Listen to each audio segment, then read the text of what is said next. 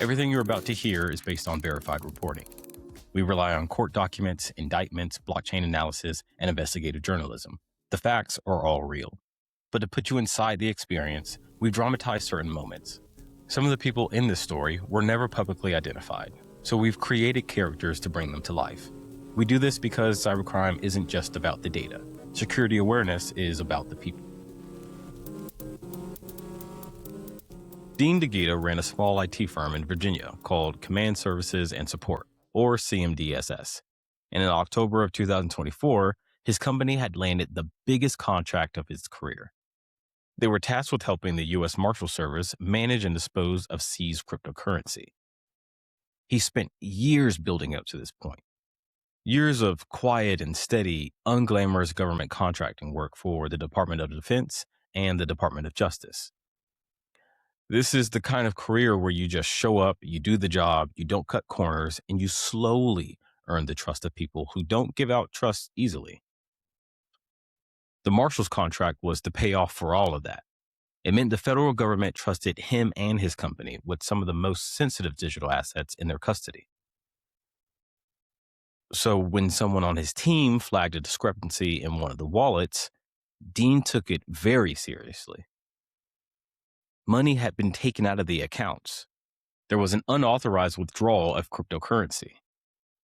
So his team started pulling logs, reviewing access records, trying to figure out if it was a technical error or some external breach.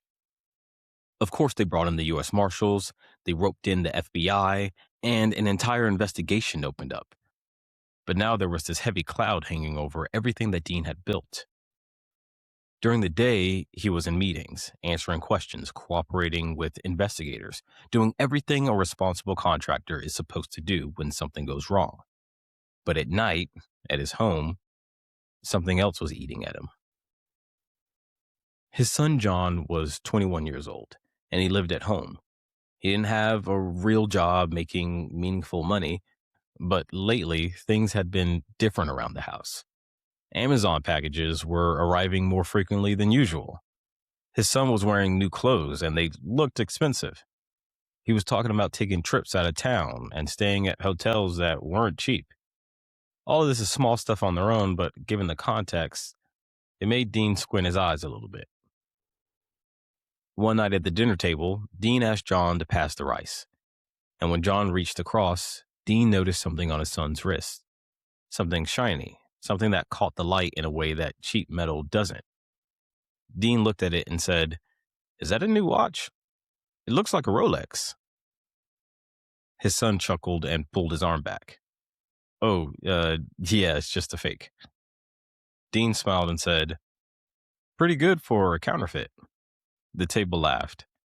Someone else changed the subject, and the conversation moved on. But Dean couldn't stop looking at the watch. A thought crossed Dean's mind, and the voices at the table started to fade against the beating in his chest. His son was really good with computers, and he grew up around the business. He understood the contract that the business held with the U.S. Marshals. Of course, he had access to the house and Dean's office, but does he have access to his internal systems? Could he have? No way. Dean tried to shake the thought out of his head. His own son? There was no way. But then he thought about the Amazon packages, the new clothes, the trips, this newfound confidence and swag that his son John had been carrying around lately. Dean broke out into a cold sweat at his own dinner table. The pieces were coming together, and every single one of them pointed at the person sitting across the table from him. Now, Dean Daghita has not spoken publicly about any of this. He hasn't been charged with any crime, and his company is cooperating with the investigation. The U.S. Marshals Service has opened up a formal review, and the FBI is now involved. Everything Dean had built, the company, the contracts, the reputation that he built over time, all of it was in the hands of these people trying to figure out whether his son had robbed the federal government through his father's own systems. Now, before we move on, let me explain how the government handles stolen money and seized assets. When the US government seizes cryptocurrency during a criminal investigation, it has to go somewhere. It gets transferred to digital wallets controlled by the US Marshals Service, which is the federal agency responsible for managing seized assets. They handle everything: cars, houses, jewelry, cash, and now increasingly, cryptocurrency. They control billions of dollars in Bitcoin, Ethereum, and other digital assets taken from drug traffickers, hackers, fraud rings, and money launderers. It's all sitting in government wallets, waiting to be auctioned off or liquidated. Now, the US Marshals don't have the in house expertise to manage all of this, especially the complicated stuff. Some of these wallets hold tokens and coins that major exchanges won't even touch. Some are tied to cases so tangled you need specialists just to figure out what's inside them. So the US Marshals usually contract this stuff out. They hire private firms to help with the custody and disposal of seized crypto. And in October of 2024, they awarded that contract to CMDSS, Dean Daghita's company. The contract gave Dean's firm access to some of the most valuable seized digital assets in the federal government's possession.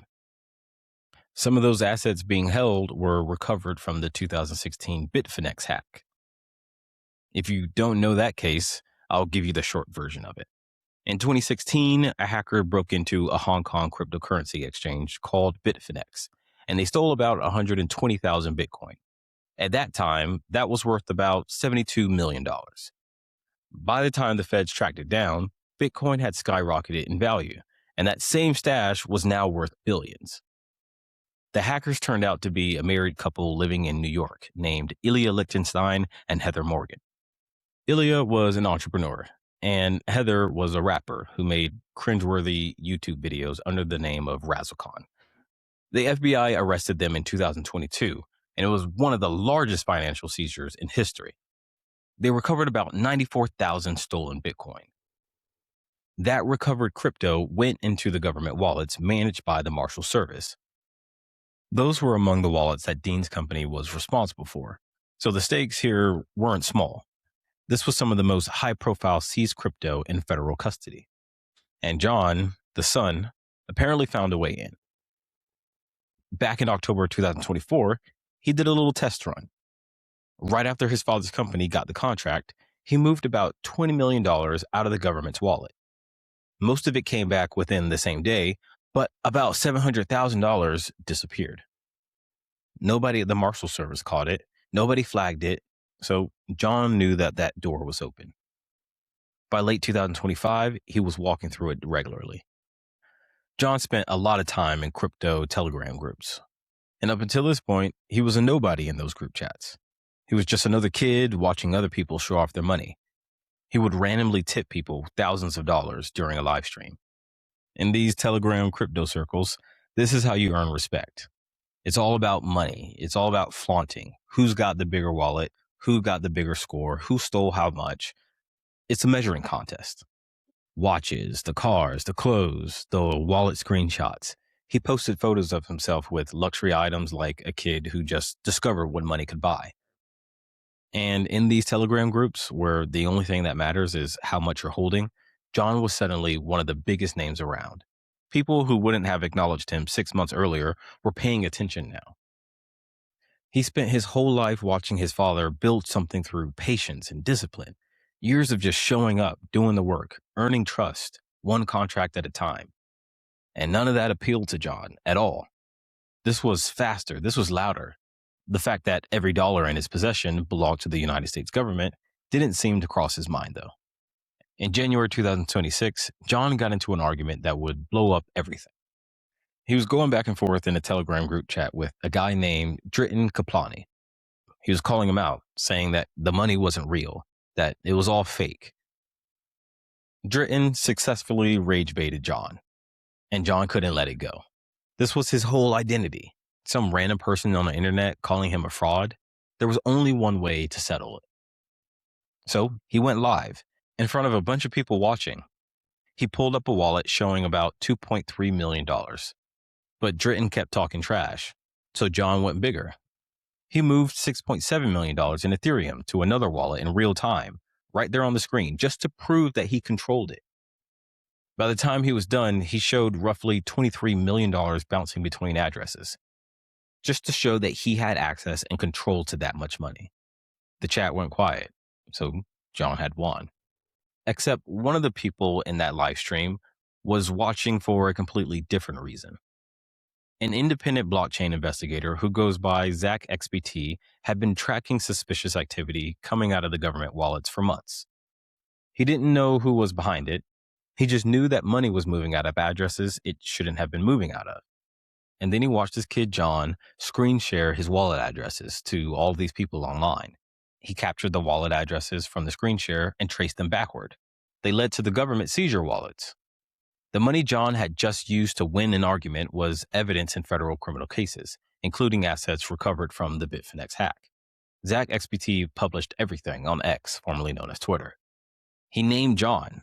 He connected him to his father's company and connected the wallet to the Marshals Service and reported it all to law enforcement. At this point, any rational person would disappear. They would delete their accounts and then go quiet. But John went the other direction. He messaged Zach on Telegram to mock him. Instead of realizing, all right, like the jig is up, I'm caught, and feeling shame, his attitude was more, who is this guy? Why is he so obsessed with me? Why is this private investigator trying to expose me? Broke boys don't know how to mind their business. That's where John's head was at. He'd been flexing stolen government money for months, and nobody had stopped him. Not the marshals, not the FBI, not his dad. The only person who put the pieces together was some independent internet investigator. And John didn't see that as a problem. He saw it as another person trying to flex on him. While under investigation by the FBI for stealing $46 million from the federal government, John created a crypto token called Lick.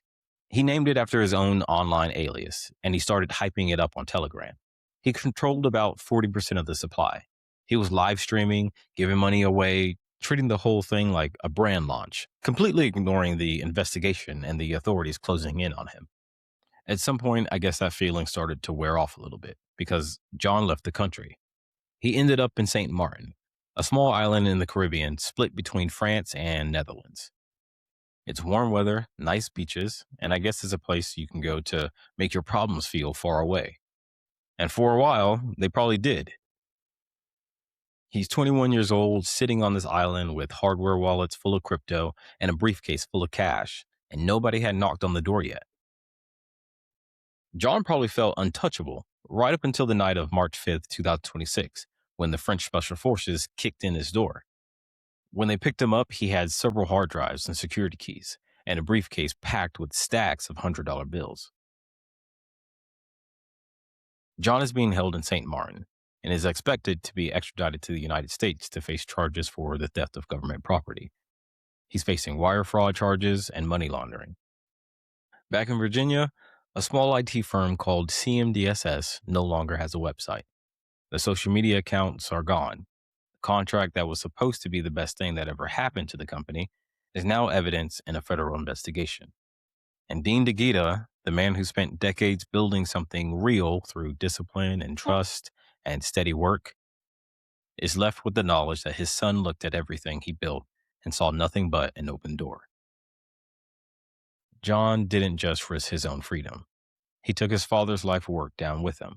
The company, the contracts, the reputation, the trust that took years to earn. All of it gone because a 21-year-old wanted to be the loudest person in the group chat.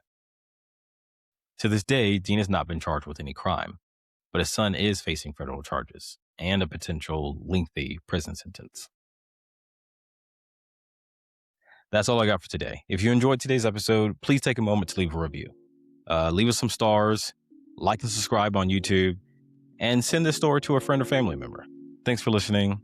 See you on the next one. Don't get got.